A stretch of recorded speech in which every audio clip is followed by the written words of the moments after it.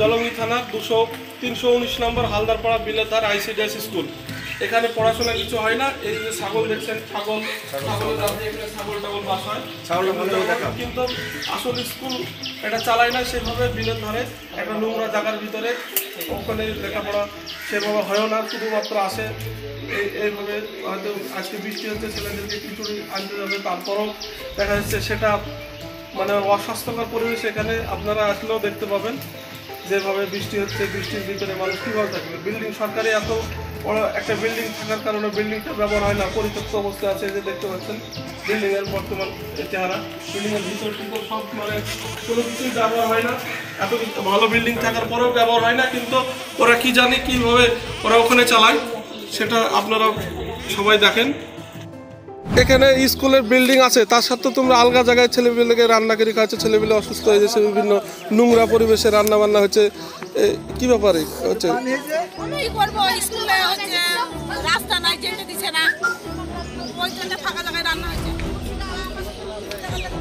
স্কুলে বিল্ডিং আছে, স্কুলের বিল্ডিং থাকাকালে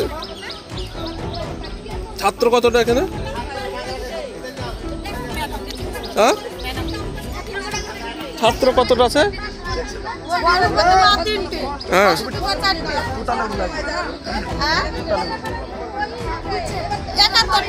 টোটাল 71টা ছাত্র।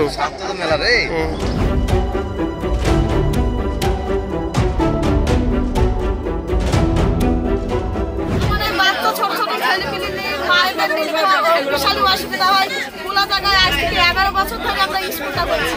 ঠিক আছে, আমার বিল্ডিংটা 2008 সালে হয়েছে, 7 বছর ধরে আজ পর্যন্ত হাতে পাই, যাতে আমাকে জনগণ বিল্ডিংটা দিয়ে দিতে পারে। আমি ভিডিওর কাছে দুবার দিয়েছি, দরখাস্ত দিয়েছি, কোনো সুরাহা হয়নি। স্কুলে উঠতে হচ্ছে না, এই আলগার পরে রান্না হচ্ছে, পাখি যা কিছু হোক, নোংরা আবর্জনা সবাই পাশেই থাকে। ঘরে ভিডিওটা করো, এই জঙ্গল থেকে কিছু পোকামাকড় দিতে পারায়, বাচ্চারা কোথায় থাকবে? আগে থেকে বাচ্চাকে কামড়াবে। এই যে শীতকালে, এই শীতে পুরো বিলের হাওয়া পুরো বাচ্চাদের খাইছে। এই শীতে অসুস্থ হয়ে গেল বাচ্চারা শীতে, তাও স্কুল বন্ধ হচ্ছে না, এখানেই চলছে। আমাদের স্কুল আছে, তো আমাদের ম্যাডামের কোনো দায়িত্ব নাই। ম্যাডাম স্কুল আজ পর্যন্ত স্কুলে গেল না, এখানে পড়া দিচ্ছে, এখানেই চলছে। এটা কোনো পড়ানোর জায়গা হতে পারে? আপনাদের কি মনে হয়? এটার জন্য নির্দিষ্ট একটা স্কুল দরকার, সেটা করা হয়েছে, কিন্তু করা হওয়ার পরেও সেখানে কোনো মানে বাচ্চাকে যেতে দেওয়া হয় না।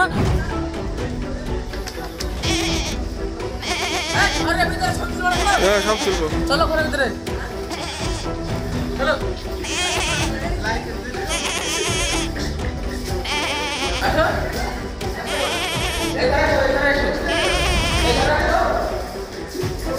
তুই সাইড